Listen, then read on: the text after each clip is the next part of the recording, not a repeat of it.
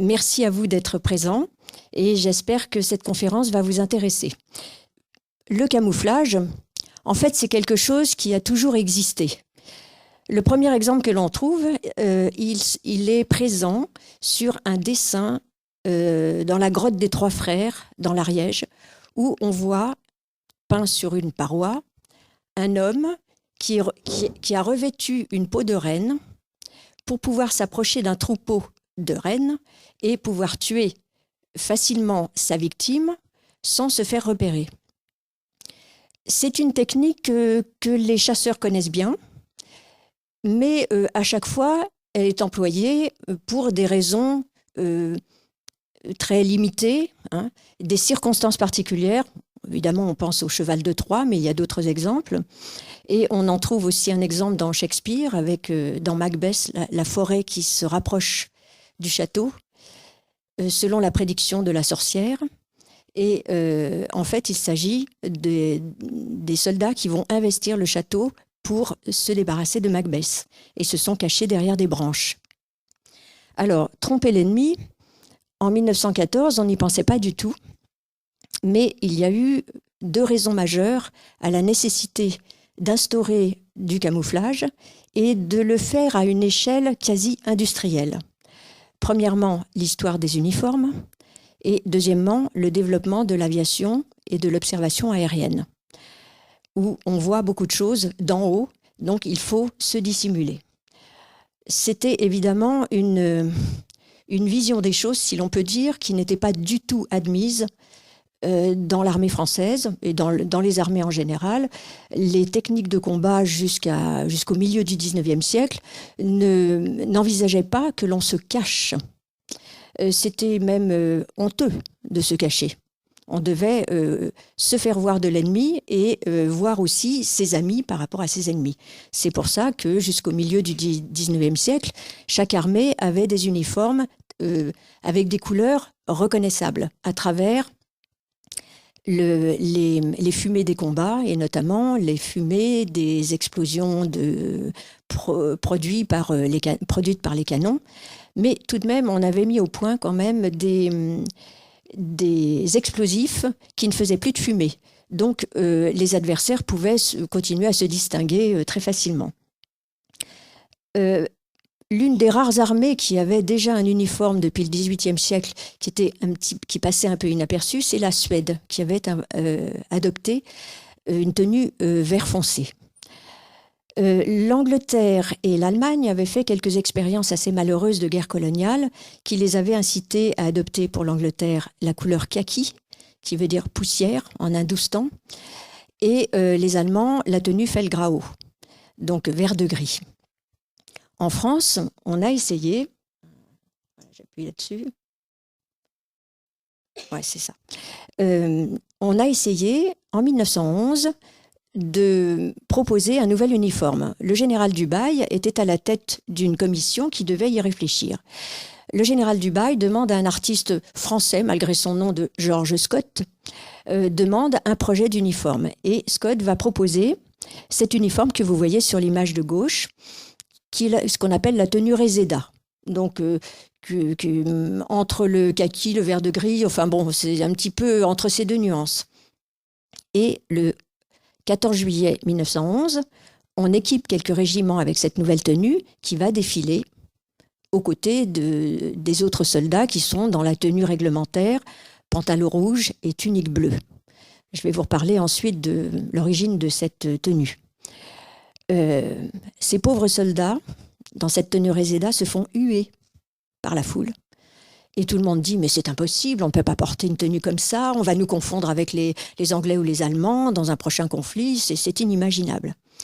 Donc on va retirer ce projet et on va demander à un autre artiste, Édouard de Taille, qui est un grand spécialiste des peintures de bataille, de proposer un nouvel uniforme. Donc en 1912, il propose l'uniforme que vous voyez sur l'image de droite. Bon, là, vraiment, on n'a pas beaucoup évolué. Ce pantalon rouge, il a été instauré par Napoléon Ier. C'est en soi une sorte de camouflage puisqu'il s'agissait de remonter le moral, ou du moins de ne pas faire baisser le moral des troupes. Lorsqu'on était blessé, le sang se voit beaucoup moins quand on porte un pantalon rouge, le sang au moins sur les jambes. Et donc, cette tenue avait été homologuée par la Restauration sous Charles X et elle était toujours en vigueur. Et à l'époque de ces essais de tenue de camouflage, il y avait des généraux ou des hommes politiques qui étaient encore capables de s'exprimer assez vigoureusement sur cette question en disant la France a perdu la guerre de 70 avec cette tenue, il faut que pour la prochaine guerre, elle gagne contre les Allemands, parce qu'on savait que le prochain conflit serait contre l'Allemagne, il faut qu'elle gagne la guerre dans la même tenue. Et on disait aussi, le pantalon rouge, c'est la France, et il n'est pas question de changer. Alors, que se passe-t-il? Eh bien, au moment de la bataille de la Marne, vous voyez sur cette image des soldats français avec leur tenue réglementaire, qui sont tous morts. On voit ils sont étalés là dans la belle prairie verte. Cette gouache a été faite par un artiste qui est devenu aviateur ensuite, qui s'appelait Gilbert de Guingamp. Les plus anciens d'entre vous connaissent peut-être le nom de l'acteur Pierre de Guingamp. Gilbert était son frère. Et il a été tué au cours de la guerre en combat aérien. Mais pendant la bataille de la Marne, il a eu le courage de prendre sa boîte de peinture et de dessiner une petite série d'aquarelles, dont celle-ci. Alors, on voit bien que cette tenue n'est pas du tout convenable pour les combats qui commencent. Et en fait, la France est complètement dépassée par les techniques modernes employées par les soldats allemands qu'ils ont en face d'eux lorsque la guerre éclate. Et il faut vraiment trouver une parade. Bon, rapidement, je vous montre ce petit document qui montre vive l'entente cordiale, n'est-ce pas? Les soldats anglais et français épaule contre épaule, et vous voyez tout de suite la différence d'uniforme. Ensuite, ce camouflage, comme je vous l'ai dit, c'est quelque chose qu'on peut inventer très vite soi-même. Hein. Si on doit se dissimuler, on va tout de suite trouver des solutions. Eh bien, voilà, au milieu de cette photo, un tireur d'élite turc qui s'est fait une tenue absolument extraordinaire avec des feuillages, donc des éléments tout à fait naturels. Mais malgré tout, il a quand même été capturé par ces deux soldats anglais qui l'encadrent. Alors, comment va commencer cette affaire du camouflage? Eh bien, elle va commencer autour de cet artiste dont vous voyez le portrait ici. Bon, c'est un portrait qui date de 1916, mais les événements dont je vais vous parler, cette découverte, cette mise en place du camouflage, elle va se faire très rapidement. Ce monsieur que vous voyez, c'est un grand professeur de l'école des Beaux-Arts à Paris qui s'appelle Lucien Victor Guirand de Sévola. Bon, nom spectaculaire, un monsieur d'ailleurs qui a beaucoup de contacts dans tous les milieux, et ce n'est pas tellement lui l'inventeur, mais c'est lui qui va permettre de faire connaître toutes ces recherches que mène un petit groupe d'artistes autour de lui. Guirand de Sévola, il est maître pointeur d'une pièce d'artillerie de 155 longs, donc c'est le calibre d'un canon, qui se trouve au fort de Don-Germain, près de Toul. Et il remarque tout de suite, au début de la campagne, que dès que le canon tire, il brille au soleil, à cause de la matière dont il est fait. Et aussi du fait qu'il n'a pas une peinture mate. Bon. Donc, il y a l'aviation aérienne ennemie qui tourne autour de la position. Dès que le canon tire, il est tout de suite repéré, il brille, on voit les départs des coups. Et les observateurs, ce ne sont pas encore des bombardiers, hein, les observateurs retournent dans leur camp et disent à leurs artilleurs, eh bien voilà, la pièce qu'il faut détruire, elle se trouve à tel endroit. Et aussitôt, la pièce est bombardée, les servants sont blessés ou tués, et Guirand de Sévola doit trouver une solution.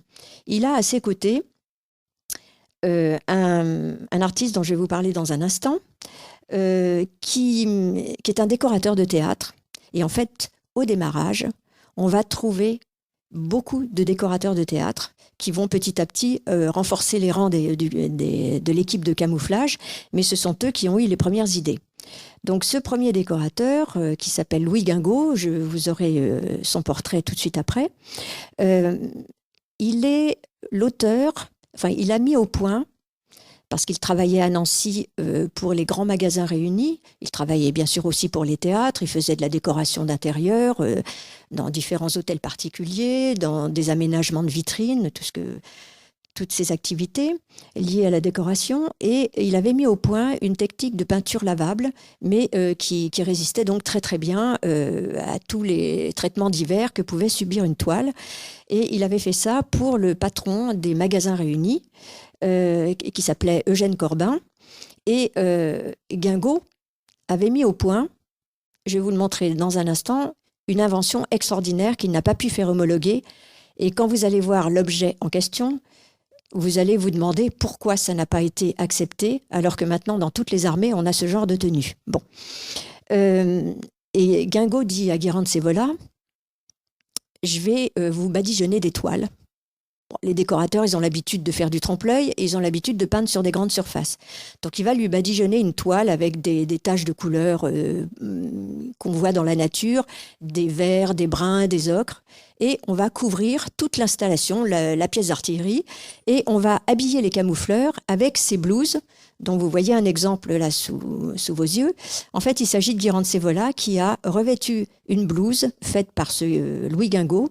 Et Guérande Sévola, pour compléter la tenue, a imaginé cette espèce de cagoule qui est assez curieuse et que, pour lui faire plaisir, on a appelé la Sévolette. Bon, donc voilà ce Louis Guingaud qui est à l'origine de cette première idée de camouflage. Et parmi les connaissances de Guérande Sévola se trouve un colonel dont le fils est aviateur.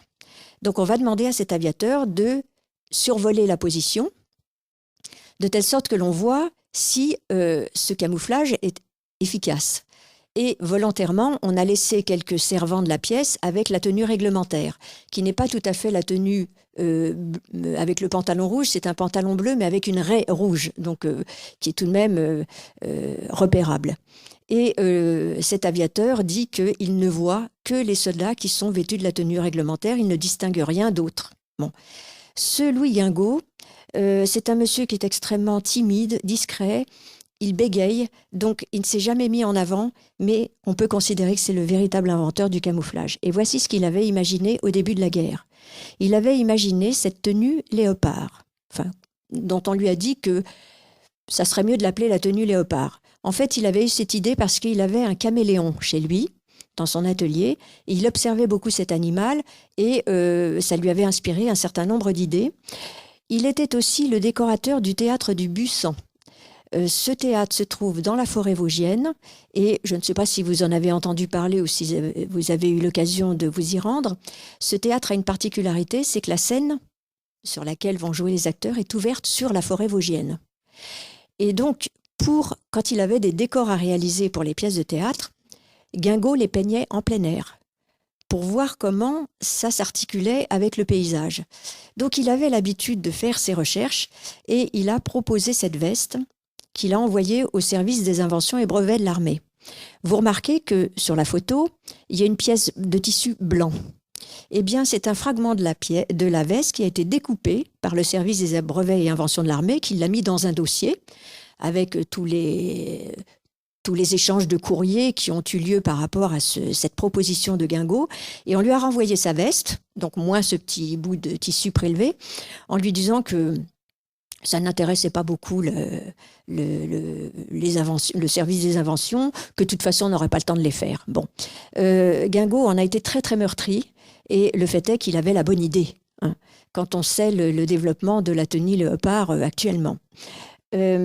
Cependant, au cours de la guerre, on a tout de même utilisé des toiles fournies par le fameux Eugène Corbin dont j'ai parlé tout à l'heure, au départ, le propriétaire des Magasins Réunis de Nancy, qui vendait justement beaucoup de toiles. Et on a utilisé ce type de motif pour des toiles de tente. Le fait est que cette tenue léopard, elle est intéressante pour des gens qui ne bougent pas. Car ce principe de peinture est basé sur le pouvoir séparateur de l'œil. L'œil arrive à distinguer deux couleurs facilement. Au bout de 3, il commence à avoir du mal. Et de toute façon, au bout d'un moment, si vous êtes en train d'observer et que vous vous doutez que l'ennemi, il va arriver en face de vous. Donc vous observez, là, comme ça, face à vous. Bon, s'il ne bouge pas et qu'il a une tenue comme ça, vous ne pouvez pas du tout le remarquer. S'il décide de passer sur les côtés, votre œil, il va quand même le voir. quelle que soit la tenue qu'il porte, parce que votre œil, il va voir le mouvement plus que la couleur. Donc, ce genre de bariolage, si je peux dire, n'est valable que pour des positions qui restent très fixes. Alors, on va faire des essais de camouflage et Guirand Sévola, qui a beaucoup d'entre-gens, comme je vous l'ai dit, va pouvoir remonter jusqu'au président de la République, Poincaré, pour lui parler de ses expériences qu'il a fait là où il était. Poincaré est très intéressé. Il réunit les généraux qui dirigent les différentes armées et il dit, écoutez, voilà, j'aimerais que l'un d'entre vous, au moins, accepte que l'on fasse des expériences. Et c'est le général de Castelnau, qui dirige la 2e armée, qui va avoir l'intelligence d'accepter que l'on fasse des expériences sur ces terrains d'opération.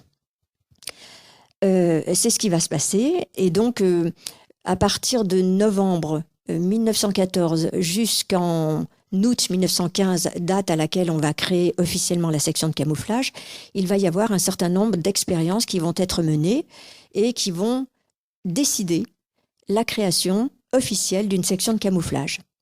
Il y a un autre élément, en plus des deux que je vous ai signalés tout à l'heure, un autre élément qui va beaucoup intervenir dans l'intérêt de développer à une telle échelle le camouflage, c'est qu'au bout d'un moment, les deux armées adverses n'arrivent plus à se doubler, à passer l'une entre l'autre, et va s'enterrer donc dans des tranchées, des Vosges jusqu'à la mer du Nord. On assiste donc à cette nouvelle forme de la guerre, qui est ce qu'on appelle la guerre de position.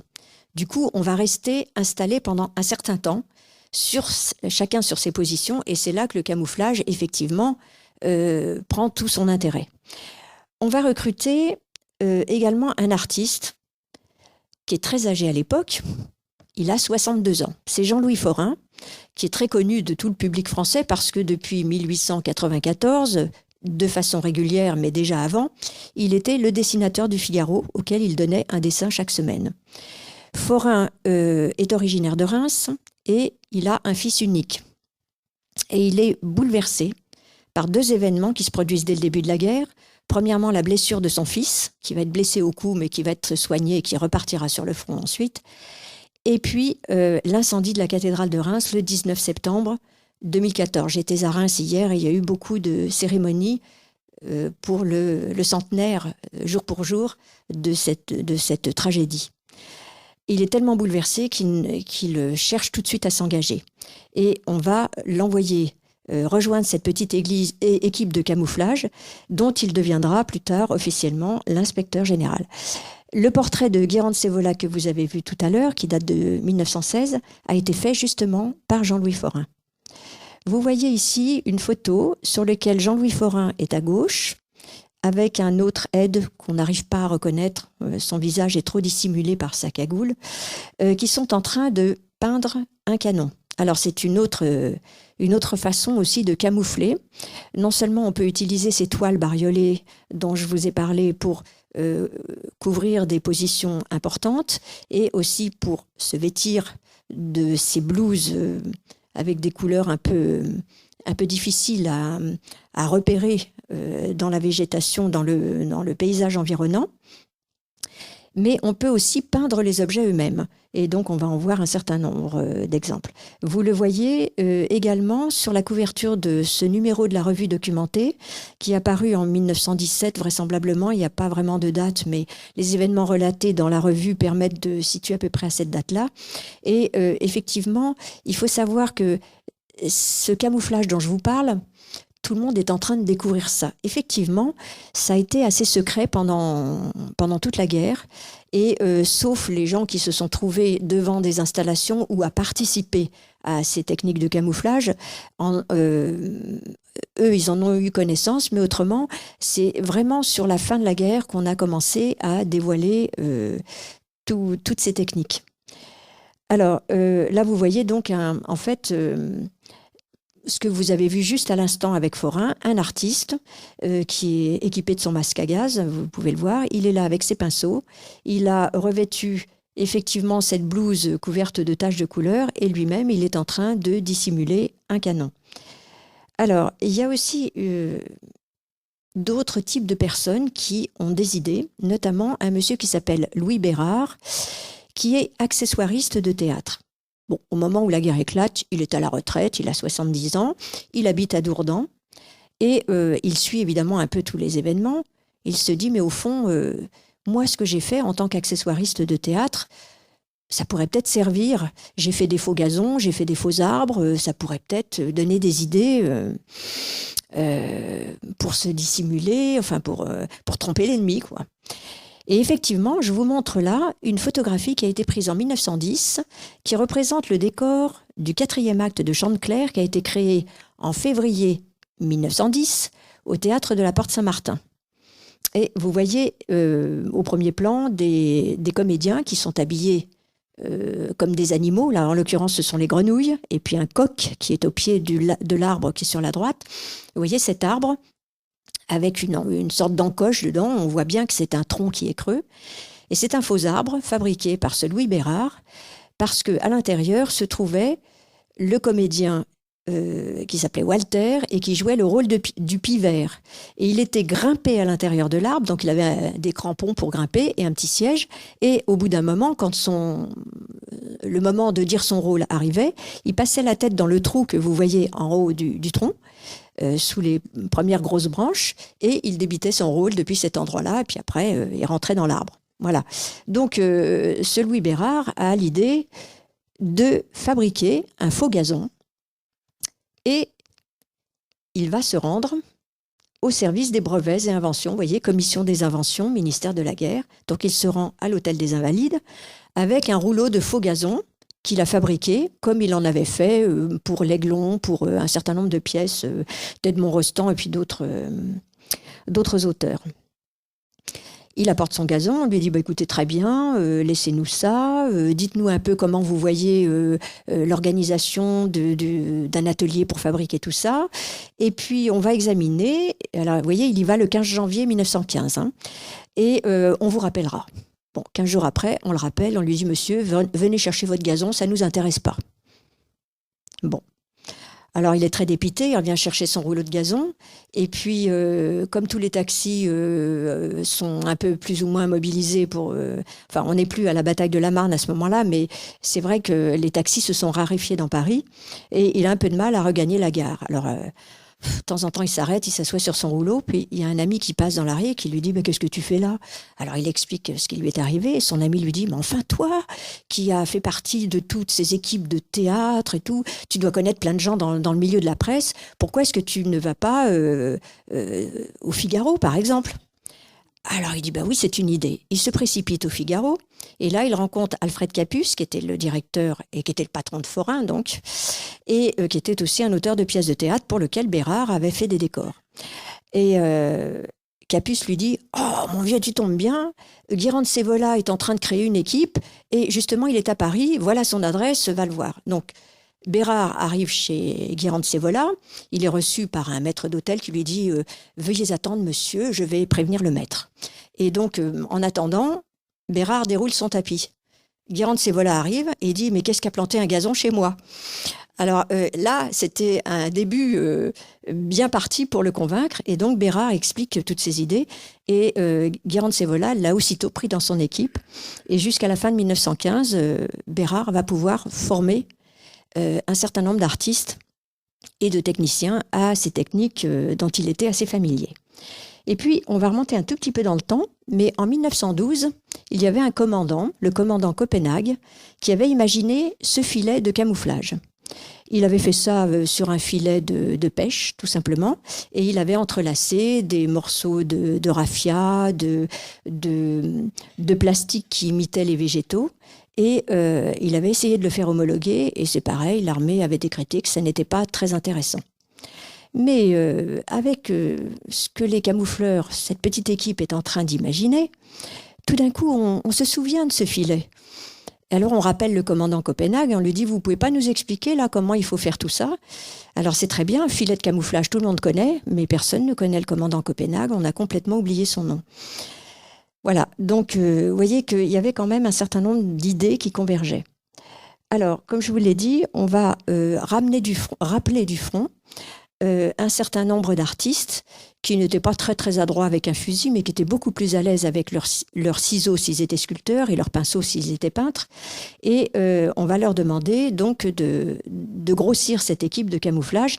Et il y aura au total, en l'état actuel de mes découvertes, plus de 200 artistes vraiment bien établis dans la profession d'artiste qui se sont retrouvés au camouflage. J'aime beaucoup cette illustration qui montre vous voyez, un camoufleur avec sa blouse qui est en train de relever ses manches et il est interrogé par 2 soldats qui lui disent « T'étais décorateur dans le civil, qu'est-ce que tu fous ici ?» Et l'autre qu'est-ce que tu fous maintenant ?» Et l'autre lui répond « Des décors pour une tragédie. » Et je trouve ça absolument admirable comme remarque. On va donc, je vous en ai déjà parlé, si possible, recruter énormément parmi les décorateurs de théâtre. Vous avez compris pourquoi. Mais on va aussi, à l'instigation de Guérande Sévola, qui là a été d'une grande finesse, il a tout de suite expliqué qu'il avait eu cette idée de camouflage parce qu'il savait ce qu'étaient capables de faire les peintres cubistes. Les peintres cubistes, ils n'étaient pas très, très bien vus de l'armée et d'une façon générale par la population avant la guerre. On avait dit que c'était un art boche. Et le problème, c'est que les cubistes, ils avaient une science particulière de la vision des objets. Ils étaient capables de dénaturer les objets en les représentant sous tous les aspects, tous les angles de vue avec lesquels on peut les appréhender. Et donc, en fait, d'une certaine façon, ils déstructurent complètement les formes. Et vous avez là 2 portraits d'un artiste qui s'appelle André Marre. Je ne sais pas si parmi vous, quelqu'un a pu voir dimanche matin à 9h10 un magnifique documentaire sur France 5 pour lequel j'ai fait des recherches documentaires qui montre le parcours de cet artiste. Donc, je ne vais pas trop insister. Et vous le voyez, donc il a tenu des carnets. On verra une de ces pages de carnet dans l'exposition, qu'on va voir aussi dans le diaporama. Et il se représente 2 fois, à gauche au début de la guerre, donc un portrait relativement classique, même s'il est déjà dans l'esprit des cubistes. Et il est tellement effaré par tout ce qu'il voit au début de la guerre, il est artilleur, qu'un an après, son portrait est complètement déstructuré. Mais entre-temps, il a eu connaissance du camouflage et il va être appelé au camouflage où il va faire des merveilles.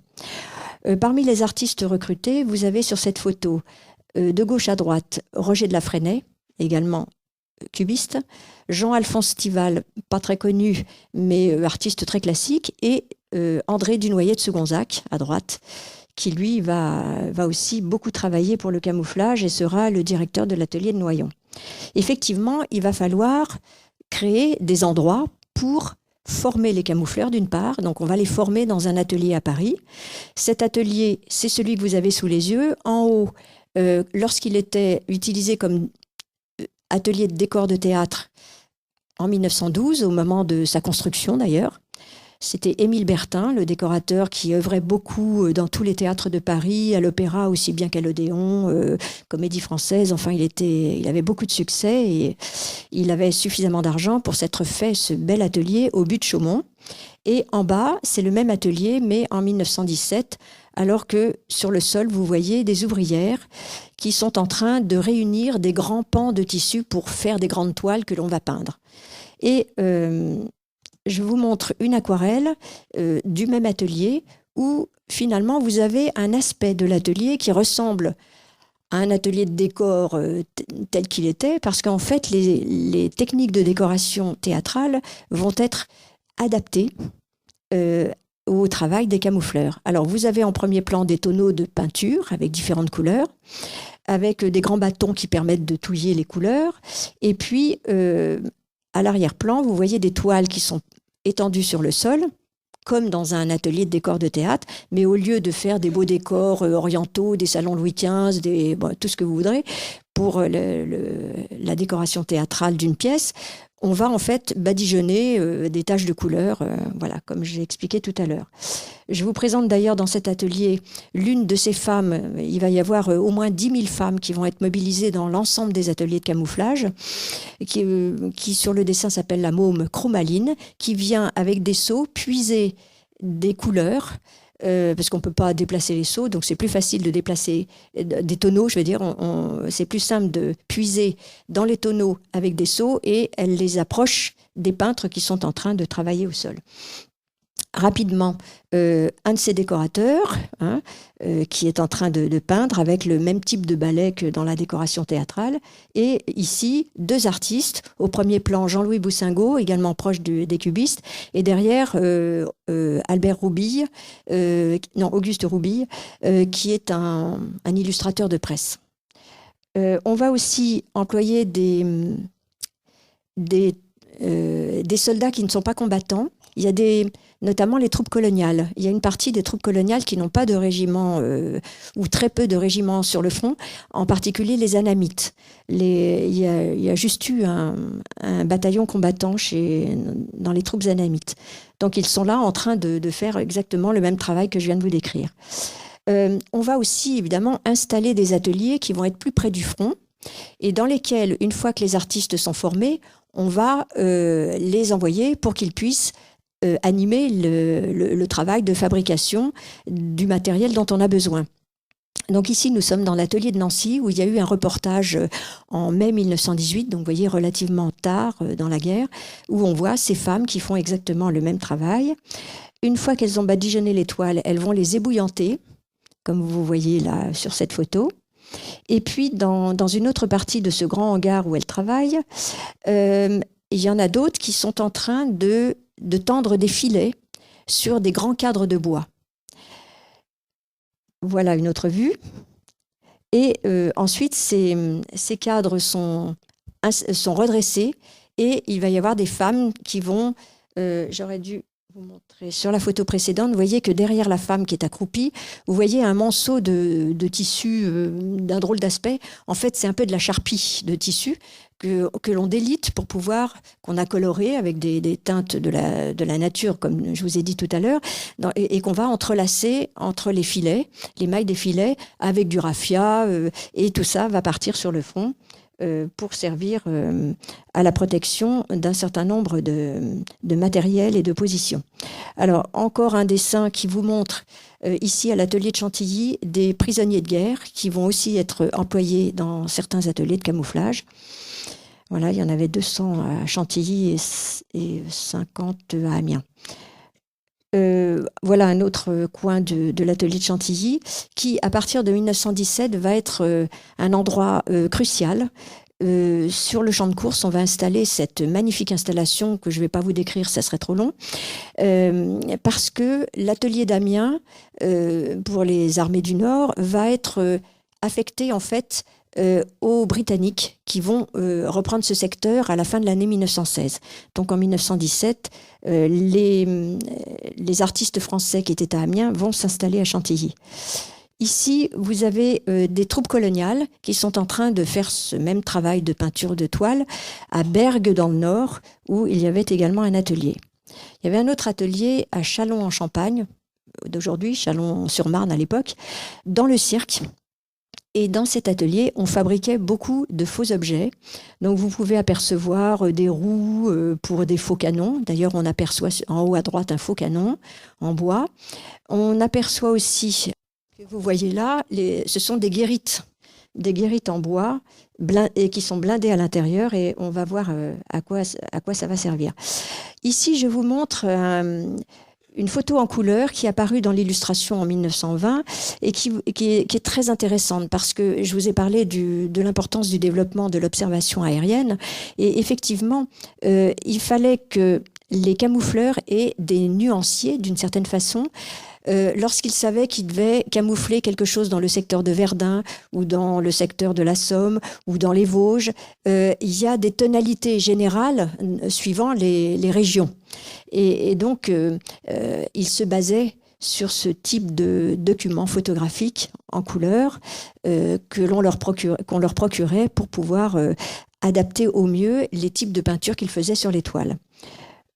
Bon, bien sûr, quand on n'a pas de matériel, on peut toujours utiliser ce qu'il y a à proximité, donc les bottes de paille par exemple, mais avouez qu'on est quand même plus confortable lorsqu'on se trouve avec une pièce d'artillerie sur voie ferrée, comme vous pouvez le constater, qui est donc dans une espèce de petit vallon.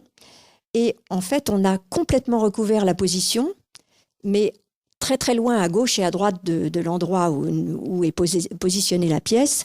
Et on a tendu sur des perches ces fameux filets de camouflage qu'on a fabriqués, de telle sorte que d'en haut, vu du ciel, on voit une prairie qui paraît anodine. Et pour la rendre encore plus anodine, on va installer dessus des fausses vaches. Bon, alors vous me direz, ça fait rire, hein, mais ça marche bien, parce qu'on a l'impression que c'est une prairie tout à fait anodine. Alors sur le dessin, on a montré quand même qu'il y avait un canon en dessous pour qu'on comprenne bien qu'il ne s'agit pas d'une position anodine.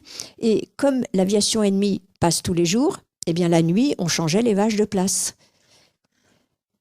Alors voilà, un document que vous verrez dans l'exposition. Vous voyez, ces soldats qui brandissent une vache en papier mâché.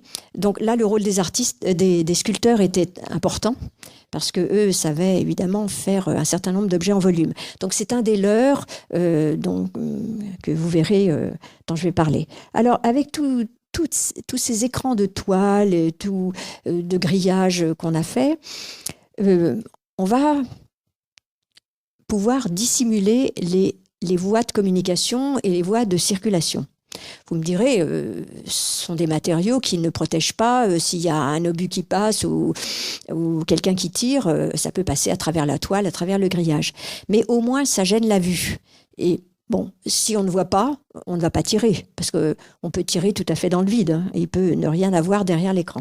Suivant la façon dont l'adversaire peut appréhender dans sa vision une voie de circulation, que ce soit une voie ferrée, un chemin, une route, on va disposer les écrans de façon différente, de telle sorte que, à ses yeux, effectivement, la vue soit totalement bouchée. Donc là, on a sur cette photo des écrans qui sont décalés les uns par rapport aux autres, et ça va empêcher effectivement l'adversaire de voir ce qui se passe sur cette route. Il y a des fois où c'est plus simple parce que l'ennemi, là, vous pouvez imaginer qu'il est sur la gauche de l'image, et donc l'artiste Takwa, qui a fait ce dessin, montre ces écrans qui sont alignés le long de la route et qui font que le ravitaillement en nourriture, en munitions, peut passer tranquillement à l'insu de la vue de l'ennemi. On peut aussi, dans des ruines, camoufler des secteurs entiers, et il y a même soit des PC de généraux ou d'officiers, soit des habitants qui restaient dans des maisons qui n'étaient pas trop détruites et qui pouvaient vaquer à leurs occupations derrière ces toiles qui étaient installées. On peut aussi camoufler carrément des villes. C'est le cas de la ville de Pont-à-Mousson, ici. Alors, vous allez me dire, mais oui, mais on voit un peu à travers les toiles. Naturellement, puisqu'on est assez près. Hein. Là, on photographie l'installation, donc on est prêt. Alors, quand on est assez près, on voit. Mais si on est loin, surtout pour des toiles claires, eh bien, ça devient opaque. Et étant donné les fonctions que j'ai occupées à la Bibliothèque nationale, je me suis occupée d'exposition. Et en fait, un jour, on a eu un problème, je raconte l'anecdote, on a eu un problème avec une dame une scénographe. On devait présenter des costumes, et souvent, quand on n'a pas beaucoup d'espace et qu'on veut mettre quand même une mise à distance pour que les gens ne touchent pas le costume, le plus simple, c'est de mettre devant, pendant du plafond, un écran de tulle noir. Bon. Cette scénographe, elle voulait absolument du tulle blanc. On lui a dit, bon, bah, essayez, mais vous verrez, ça marche pas. Et effectivement, le blanc est opaque. Et on avait beaucoup de mal à distinguer le costume. Et avec un tulle noir, ça passait très bien. Donc, vous voyez, il a fallu aussi faire des expériences pour se rendre compte de ce qui marchait le mieux. Je vous ai parlé tout à l'heure de l'utilisation de ces tissus bariolés, hein, qui auraient pu entraîné la création de ces tenues léopards ou tenues caméléons, eh bien, on pouvait s'en servir effectivement pour des toiles de tente, comme vous le voyez ici, pour un corps d'aviation, hein, à fanière. Tout à l'heure, je vous ai parlé aussi de la peinture des objets eux-mêmes. Donc ici, c'est un dessin de André Mare, dont j'ai parlé tout à l'heure. Ce n'est pas lui qui l'a peint, mais il a vu, c'est comme ça qu'il a découvert le camouflage. Il est allé à Châlons et il a vu l'activité de l'atelier de Châlons et il a vu dehors, en dehors du théâtre, des artistes qui étaient en train de peindre un canon. Et effectivement, le résultat est assez étonnant. Le canon disparaît complètement dans le paysage. Là, vous le cherchez vraiment. Il a fait une autre vue du même canon. Voilà ce que ça donne. Voilà encore un autre essai, un autre camouflage sur une pièce à longue portée. Vous voyez, un canon de très gros calibre. Lorsque les chars apparaissent dans l'armement des Alliés, on va aussi pouvoir camoufler ces chars. Et ce document que vous verrez aussi dans l'exposition est assez éclairant. Si on camoufle des camions, vous voyez qu'au bout d'un moment, vous voyez les différentes étapes, le camion à l'état naturel, le camion camouflé et le camion qui passe dans un paysage boisé. Donc là, vous avez du mal à le repérer. Je passe un peu vite parce que je suis déjà très longue. Une canonnière qui est elle-même camouflée. Et là, nous arrivons à nos petites guérites observatoires dont vous avez vu. C'est pris au même endroit, hein, c'est au cirque de Châlons. Et vous voyez, cette guérite, qui est de la taille d'un être humain, ce sont des guérites qui étaient encastrées dans le parapet des tranchées et qui étaient recouvertes. Elle était équipée au-dessus, si vous voulez, d'une coupole sphérique qui était soit mobile, soit fixe, dans laquelle il y avait des périscopes, enfin des appareils d'observation. Et on mettait par-dessus un grillage que l'on recouvrait de matériaux divers pour essayer de le confondre avec la terre environnante. Donc ça, c'était le camouflage le plus courant, mais il y a des fois où on va vraiment très loin, et là, encore une fois, les sculpteurs sont utiles. On peut carrément couronner cette petite guérite d'un faux cadavre de soldat, et personne ne peut imaginer qu'à l'intérieur, enfin en dessous, il y a deux yeux qui observent l'ennemi. Voilà un petit dessin qui vous montre un autre type d'observatoire dans une tranchée qui, là, est recouvert d'un grillage avec de la végétation. Et puis alors, on va arriver à ces observatoires absolument extraordinaires qui ont été installés dans des arbres. Alors, vous avez sous les yeux, non pas un dessin d'un camoufleur, c'est un paysage de la région de Craonne, mais en 1915. Et c'est un paysage typique du front, avec au premier plan, au milieu du réseau de barbelés qui empêche l'accès aux tranchées vis-à-vis entre l'ennemi et évidemment les amis. On a des trous de buis qui se sont remplis d'eau et à l'arrière-plan, on a une forêt qui a été complètement étêtée, dont les arbres ont été complètement étêtés. Vraiment, les arbres sont tous massacrés. Mais on se dit quand même, si on pouvait monter dans cet arbre-là qui est à droite, qui est quand même assez haut, qui domine le paysage, on pourrait voir ce qui se passe dans les tranchées ennemies. Mais évidemment, si vous montez dans cet arbre, vous êtes vu de l'ennemi et vous risquez d'être tué. Donc l'idée, c'était d'envoyer des artistes, et c'est là que le rôle des camoufleurs était très dangereux. Les artistes partaient dans le secteur, quand on leur avait désigné un arbre qui paraissait intéressant, ils s'approchaient de l'arbre, ils le dessinaient, ils marquaient toutes les couleurs de l'écorce, les traces d'arrachement des branches, et là où c'était dangereux, c'est qu'ils devaient faire le tour de l'arbre pour qu'ils puissent le dessiner aussi du côté où l'ennemi le voyait. Et c'était ça le plus important. Et donc, il faisait ça un peu à la tombée de la nuit, mais vous imaginez que le risque était tout de même grand. Et ensuite, comme vous pouvez commencer à le deviner sur cette image qui montre les différentes étapes, là, bon, si vous voulez, c'est un arbre... c'est des opérations qui vous sont montrées comme ça, c'est un petit peu un raccourci, mais l'artiste va retourner dans l'atelier le plus proche. Je ne vous l'ai pas montré, mais dans le cirque de Châlons, on voyait bien un demi-tronc d'arbre qui était au milieu de l'arène du cirque, là en bas, et qui était effectivement destiné à la fabrication de ces observatoires. On va fabriquer en série des espèces de gros anneaux blindés dans lesquels un homme peut tenir, hein, qui soit suffisamment large. On les superpose de telle sorte qu'on arrive à la hauteur de l'arbre que l'on veut remplacer et qu'on a calculé. Et puis, grâce aux croquis rapportés par l'artiste, on va habiller ces anneaux avec une structure en bois, en résine, en matériaux divers. Quelquefois, on rajoute même des bouts de branchage réels. Et on va pouvoir, à l'intérieur, installer des crampons et un petit siège, comme vous l'avez vu dans la photo du théâtre de la Porte Saint-Martin. Et voilà un exemple d'un arbre qui n'a pas été complètement fermé. Là, on est du côté ami, donc on voit bien comment sont installés les soldats. Et le soldat qui observe, là, en haut de l'arbre, il a un téléphone et il peut expliquer tout ce qu'il voit et diriger le tir de l'artillerie et renseigner, évidemment, l'état-major. Alors, je vais peut-être pas trop longtemps commenter ce dessin.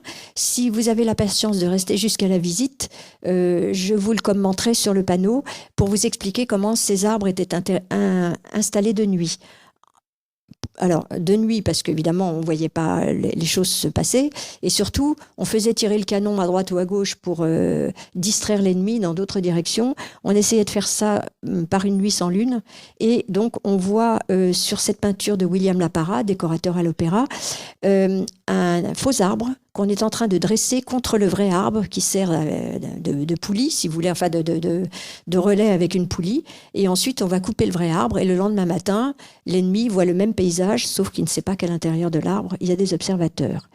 Voilà, rapidement, 2 pages de carnet de André Mare qui vous montrent le travail qu'il faisait quand il partait faire des portraits, comme il disait, des portraits des arbres à remplacer.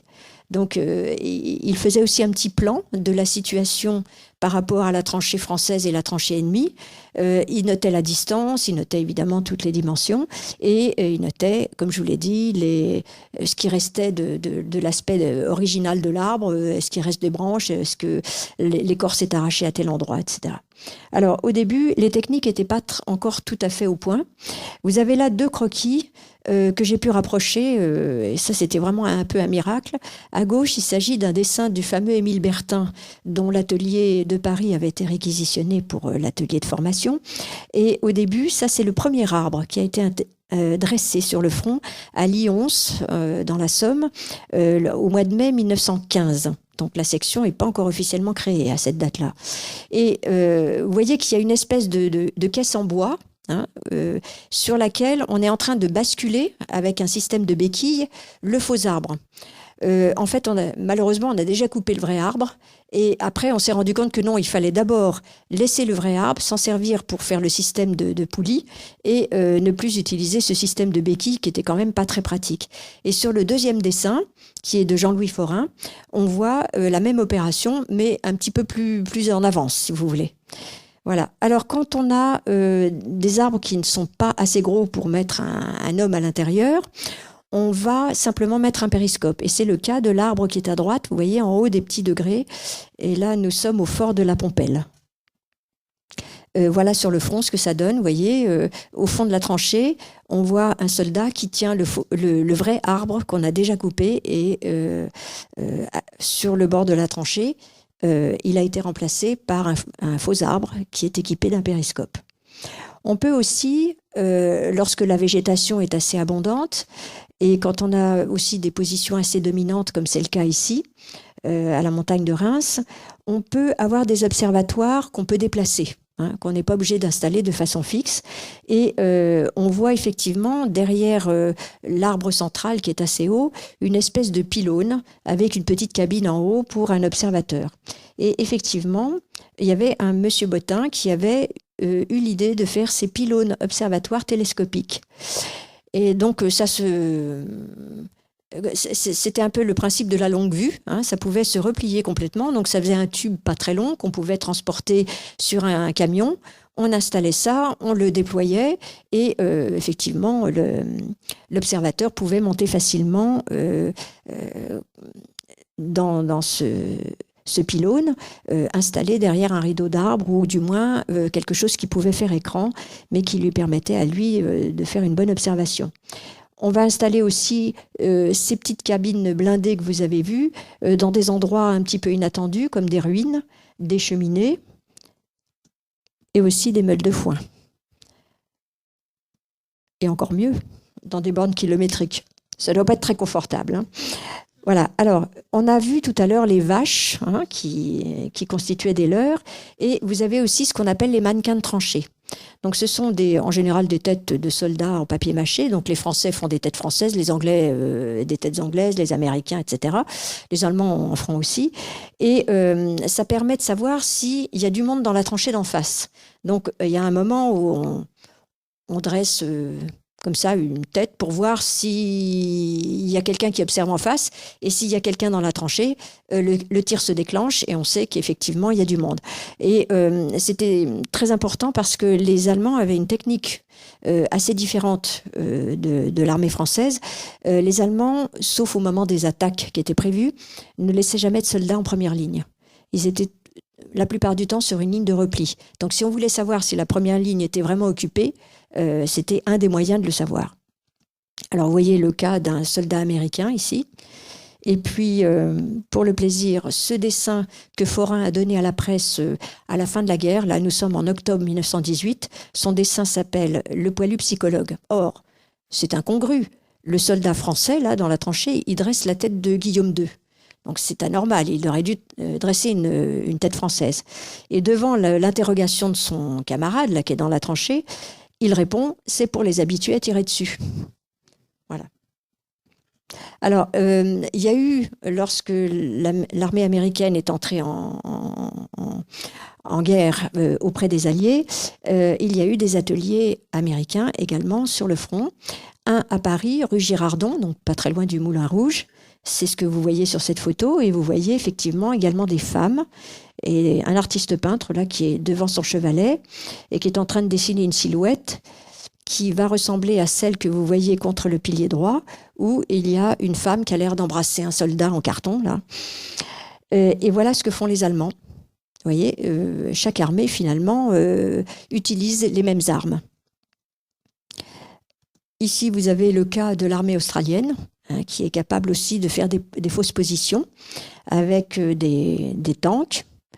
Ici, on revient à l'atelier de Paris chez Émile Bertin et on voit des faux canons qui sont fabriqués, un peu comme ceux que l'on a vus dans l'atelier de Chalon. Les Allemands ne sont pas en reste, quelquefois d'ailleurs avec des matériaux vraiment pris sur place. Vous voyez, on arrive à faire des fausses roues avec des arbres très minces qu'on a attachés en rond. Voilà, alors je passe le document suivant qui n'est pas à sa place. On peut faire des faux aérodromes.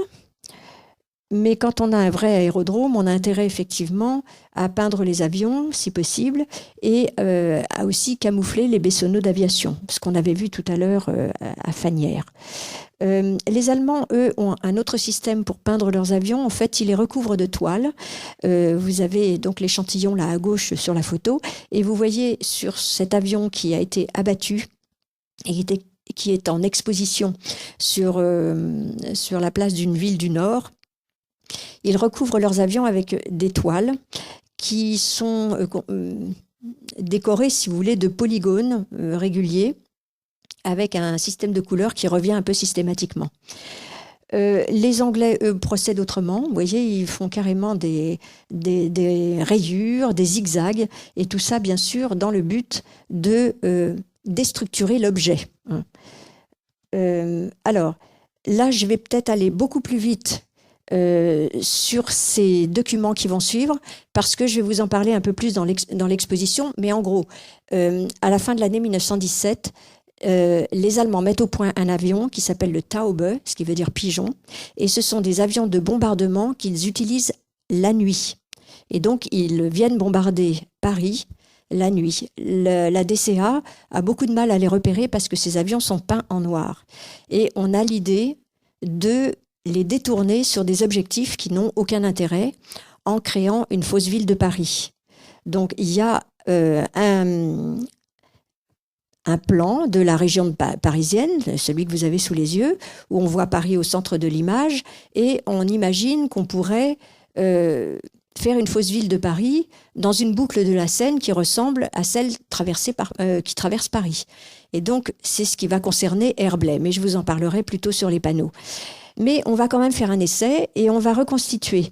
Ce que vous voyez là, là où il y a la situation de Paris, vous voyez une espèce de triangle qui va de la gare de l'Est jusqu'à Saint-Denis et sur la droite, les usines d'Aubervilliers.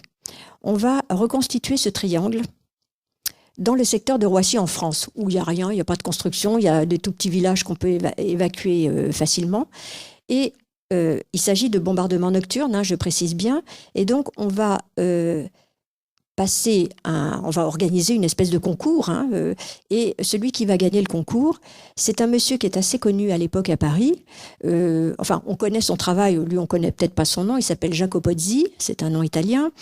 Et c'est le monsieur qui éclaire les grands magasins. Et c'est lui qui, pendant l'entre-deux-guerres, fera l'éclairage de la Tour Eiffel avec la publicité Citroën que l'on voit assez souvent sur des documents de l'entre-deux-guerres. Voilà.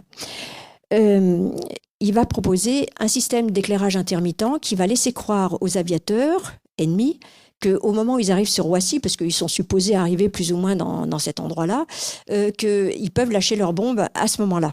Donc je vais accélérer. Alors, il faut trouver aussi, pour les bombardements qui peuvent se produire de jour, d'autres techniques. Ici, bien sûr, un avion, on n'a pas les réglages qu'on a maintenant avec tout l'appareillage extrêmement précis. Donc, on se base sur ce qu'on voit en dessous. Donc, les confluents de rivières ou les carrefours de route sont des points de repère très importants. Ici, nous avons le confluent de la Seine et de la Marne. Et évidemment, c'est un point de repère très utile pour l'aviation. Les Français sont très forts pour l'écoute. Et donc, ils arrivent à prévenir de poste d'écoute en poste d'écoute leurs collègues en disant « Attention, dans 20 minutes, au-dessus de vous, il y aura 3 avions, etc. » Donc, on a trouvé une solution pour faire disparaître aux yeux de l'ennemi ce point de repère. On va envoyer des brouillards artificiels. Et voilà la même photo une fois que le brouillard est envoyé. Brouillard qui est étudié pour ne pas faire de dommages ni sur la population, ni sur les végétaux qui poussent en dessous. Et donc, on fait ça avec un appareil verdier. Alors, on a voulu faire la même chose au-dessus du Grand Canal à Versailles, mais le problème, c'est qu'avec les arbres, le brouillard reste bloqué et il prend la forme de la croix. Donc, ça ne marche pas du tout. Alors, du coup, on a trouvé un autre système. On a fabriqué des pontons que l'on a peinturlurés avec des couleurs toujours les mêmes, les couleurs de la nature. On a rajouté des branchages et sur le grand bras du canal, on a juste laissé un petit cours d'eau qui correspond d'ailleurs aux rues de Galie qui passent réellement à cet endroit-là. Et effectivement, ça pouvait faire disparaître ça ne faisait pas disparaître le château de Versailles, mais enfin au moins le Grand Canal. Vous savez, j'ai fait l'expérience une fois en prenant un avion pour aller en Sicile et on est passé au-dessus du Grand Canal et l'avion a pivoté et suivant l'éclairage, ça vous fait un vrai miroir. Et là, on voit très très bien le Grand Canal. Et là, on était très haut, on n'était pas à la hauteur des avions de l'époque. Dans la marine aussi, je vais aller un peu vite, on verra ça sur les panneaux, on va aussi trouver des systèmes pour peindre les coques des bateaux. Donc, je vous expliquerai par rapport à la guerre sous-marine pourquoi c'était tellement important de peindre les bateaux. Donc là, vous avez une petite maquette qui est peinte différemment de chaque côté. C'est le même bateau, en fait, qui est photographié côté droit et côté gauche. Et effectivement, pour quelqu'un qui est dans un sous-marin qui observe les convois de bateaux, ils ne savent pas très bien à quel bateau ils ont affaire et si c'est vraiment un bateau. Voilà, un autre type de camouflage qui, vous voyez, est fait avec des couleurs relativement vives, mais qui casse complètement la forme du navire. Voilà, encore un autre exemple. Voilà, encore un autre exemple. Et puis là, la photo est un peu décalée, mais on est arrivé à ça au moment de la Deuxième Guerre mondiale. Vous voyez, on est arrivé vraiment à des résultats assez étonnants. Où là, vraiment, vous ne savez plus si le bateau vient vers vous, s'il va à droite, à gauche, s'il est en train de fuir. Alors, je vais terminer en vous parlant d'un artiste qui, lui, n'a jamais réussi à rentrer au camouflage et qui pourtant aurait fait des merveilles. Il s'agit de Fernand Léger. Fernand Léger était un ami d'André Mare et c'est vrai qu'il a multiplié les démarches pour entrer au camouflage. Bon, et puis comme il avait été gazé, il avait vu beaucoup de choses atroces de la guerre. Finalement, lorsqu'on lui a proposé d'être réformé, il a accepté et il n'a plus tenté d'entrer au camouflage. Mais il est vrai que son type de peinture aurait pu rendre de grands services. Et curieusement, en 1923, il va être sollicité par les ballets suédois.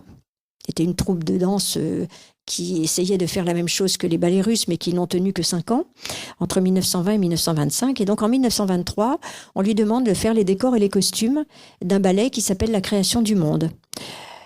L'argument du ballet est donné par Blaise Cendrars. Blaise Cendrars qui a combattu, qui a perdu un bras, qui a écrit La main coupée, qui sont ses souvenirs de guerre, qui raconte ses souvenirs de guerre. Et Blaise Cendrars va, pour cet argument, utiliser des récits qui avaient été rapportés par des missionnaires qui allaient en Afrique et qui avaient été en contact avec toutes ces civilisations qui étaient des civilisations orales, et ils avaient fait raconter aux indigènes quelles étaient les conceptions, suivant les tribus, de la création du monde.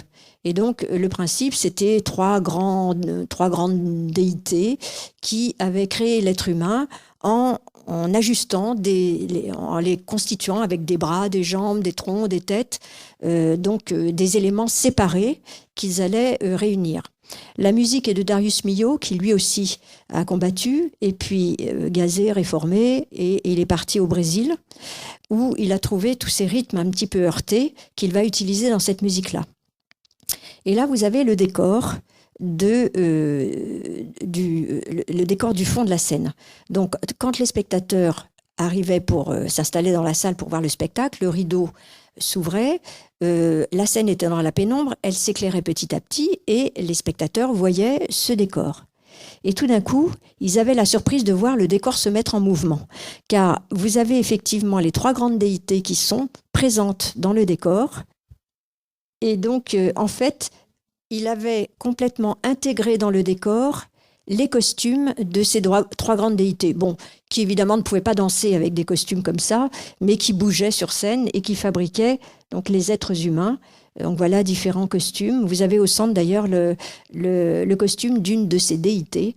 À gauche, vous avez le costume de la femme et à droite, vous avez le costume d'un singe, parce qu'ils vont créer évidemment aussi tous les animaux. Et on est quand même un peu ému en voyant le concours de tous ces artistes, écrivains, musiciens. Et quand on sait qu'à l'époque, dans les rues, on croisait beaucoup de mutilés de guerre, on voit comment Fernand Léger, dans ce travail, il a un peu synthétisé beaucoup d'éléments de ce qu'il a vécu, puisqu'il racontait dans ses souvenirs qu'il était effrayé évidemment par tout ce qu'il voyait, et en même temps il était fasciné par le fait que les projectiles, les obus, faisaient tout éclater. Et donc ça faisait éclater les hommes, les objets, les constructions, et en même temps ça recomposait des espèces de nature morte complètement incongrues, avec des éléments qui se rapprochaient, qui étaient inattendus, improbables, et on n'est pas obligé d'aimer sa peinture, mais on peut comprendre aussi l'évolution de sa peinture. Voilà un peu ce que je voulais vous expliquer à travers ma conférence.